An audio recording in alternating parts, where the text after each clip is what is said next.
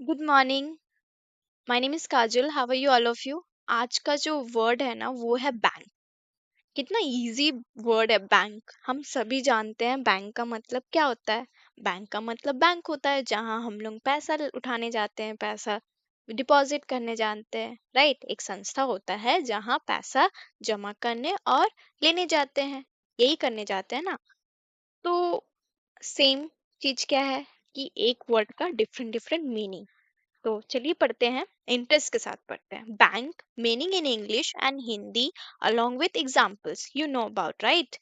चलिए पढ़ते हैं। Bank, financial institution। financial institution, I know about this, right? सभी जानते हैं। चलिए फिर भी पढ़ते हैं। Meaning, a financial institution that provides services such as saving accounts, loans and investment opportunities।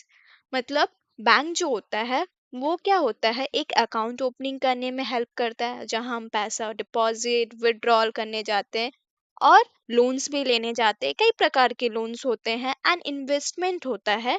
Investment का क्या मतलब होता है कि हमें एक इन्वेस्टमेंट प्लान मतलब लेना होता है, या हम लोग लेते हैं for bright future, for savings purpose, right.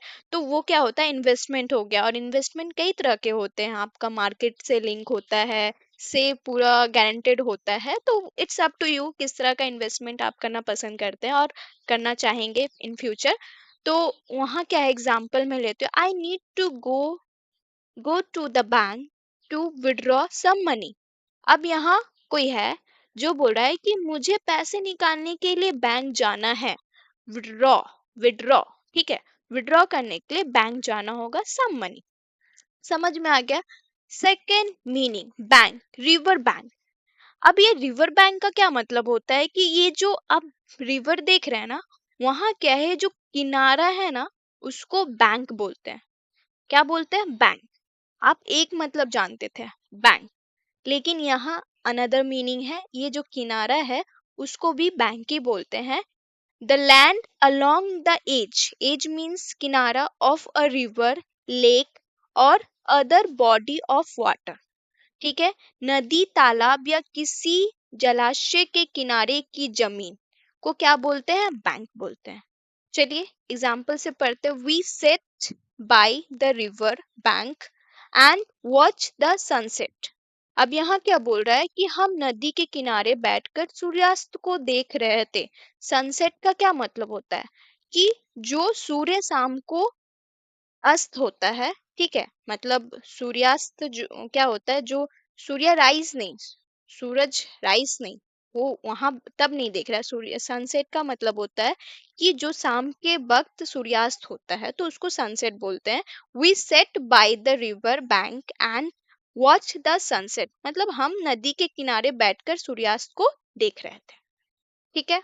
मतलब समझ में आया क्या है कि बैंक गए थे पैसा विड्रॉल करने, तब तो आप नहीं देख पाते ना सूर्यास्त। सूर्यास्त देखने के लिए आपको खुली जगह में बैठना चाहिए। तो वहां क्या था कि this one the best, right. Next meaning, third meaning क्या है, एविएशन, ठीक है। अब इसका क्या मतलब होता है, the tilt tilt of an airplane as it turns in the air। एक विमान का मुड़ने के दौरान झुकाव, ठीक है। अब इसका भी मतलब होता है ये, यस, ये भी होता है। The pilot had to bank the plane sharply to avoid the storm. यहाँ क्या बोल रहा है कि विमान चालक को तूफान से बचने के लिए विमान को तेजी से झुकाना पड़ा। अब वो जो पायलट है, देखिए तूफान टाइप में दिख रहा है कि स्टॉर्म आ गया है, लेकिन वहां क्या है, जो भी टर्न लेते हैं ना, मुड़ाव लेते हैं, उसको बैंक बोलते हैं, ठीक है। The pilot had to bank the plane sharply, ठीक है, टू अवॉइड द स्टॉर्म, ठीक है। विमान को क्या है, शार्पली, तेजी से झुकाव करना पड़ा, ठीक है। नेक्स्ट जो वर्ड का जो मीनिंग है बैंक का, स्टोर और रिसोर्सेस, ठीक है। अब स्टोर और रिसोर्सेस मतलब कोई भी चीज का स्टोर होना, भंडार होना, ठीक है। अ कलेक्शन और रिजर्व ऑफ समथिंग, ठीक है, किसी भी चीज का कलेक्शन होना और क्या होना, रिजर्व होना, ठीक है, किसी चीज का संग्रह और या भंडार। जैसे कि मैं आपको बोली हूँ, एग्जाम्पल क्या है, अब ये इमेज से क्या पता चल रहा है कि ये जो छोटी बच्ची है वो क्या कर रही है, एटीएम यूज कर रही है। अब ऑब्वियसली अब ये खिलौना तो एटीएम होता नहीं है जो यूज करे, राइट। इसके पास नॉलेज है, इसीलिए तो वो कर रही है, यूज कर पा रही है। अब इसके पास क्या किसका भंडार है, नॉलेज का भंडार है, ठीक है। इतना एज में तो आप भी नहीं गए होंगे, इवन मैं भी नहीं गई थी, क्योंकि मुझे भी नहीं पता था एक्सेस कैसे करते हैं एटीएम, ठीक है। बट वो इतनी छोटी बच्ची कर पा रही थी, उसके पास भंडार था नॉलेज का। She had a bank of knowledge about ancient history. अब यह क्या है कि उसके पास प्राचीन इतिहास के बारे में ज्ञान का एक भरा भंडार है। अब ये इसको रिलेट नहीं कर रहा है, बट स्टिल कि bank of knowledge, lot of knowledge भी बोलते हैं ना, किसी has a lot of knowledge, तो लॉट ऑफ नहीं बोल के बैंक ऑफ नॉलेज बोलना स्टार्ट कर दीजिए, it would be a more means advance sound like, right. वो आपको क्या करना है, सुटेबल नहीं होगा, बट स्टार्ट कर दीजिए।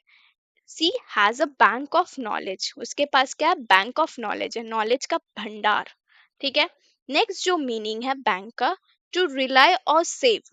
रिलाई, रिलाई मीन्स क्या होता है कि किसी पे निर्भर होना, और सेव का मतलब होता है बैंक है, सेव का तो मतलब आएगा ही। तो यहाँ क्या है, to rely on a accumulate something, ठीक है, किसी पर निर्भर रहना या किसी चीज को जमा करना। अब हम लोग इस पे रिलाई भी है, निर्भर भी है, और हम लोग इसको जमा भी करना चाहेंगे, ठीक है। तो दोनों का एक ही है कि हम लोग पैसा जमा भी करने के लिए सोचेंगे, सेव करेंगे, और कहीं ना कहीं इस पे रिलाय है। ऑब्वियसली कहीं ना कहीं इट्स ट्रूथ कि हम लोग पैसे पे रिलाय है ना, पूरा उस पे निर्भर है।